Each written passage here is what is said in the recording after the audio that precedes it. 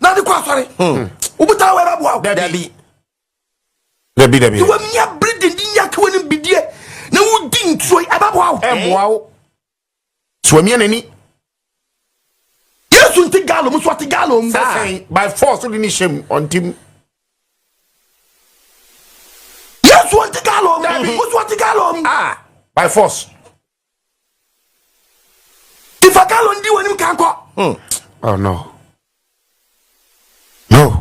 Obari awen fani sanka ati nyango poso min kancho se enana dwi awia no pay se wutie mi a Psalms ne catch us 115 verse 13 no obesha wona Awurade waso obesha wona dey Awurade Psalms 128 verse 1 to 4 kitwa ne akase nyina waso ya kola kitwa no agedia obesha mama na do akono di tetie pa e de ma benyam nhyira benyina be ye panyini pa yes Obadi and Father Amen. Psalm 128. Psalm 128. And the Bible says, verse number 1. If fear someone, I said, you a fear, I won't talk. I say, fear then. I won't talk. We are about Proverbs chapter 19, verse 23. Bible made it what was younger. Was it in Shirano, Biano, Swede? When we say Bible was 30, was it in Shanu, be heading, or Swede? Miswasa.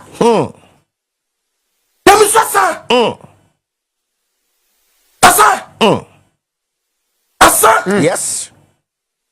Sensaya and I am fat one sian and go fat one missy no cranai debi no crab a trabesi no when you read the book of Isaiah was it no crania atronam within a short and now ready no crack no crana the cash as well yes then you penny to no cran war upon no crack and the door cano crano o cano cra pempens will be no pebia no credit than you penny no upon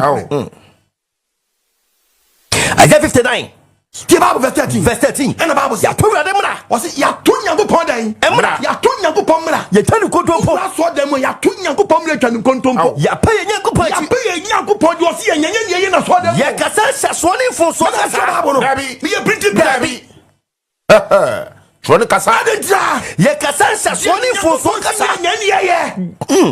yes so atrosa and then you put to so atrosa Yakuma so be control atemu asa kwachiri hey I didn't meeting set tetina person him tetedi teteye obali awen fani sanka amen I didn't meeting set teteti na person force na him teteye how shape dem fatal obali awen fani sanka amen wo mi adwi amen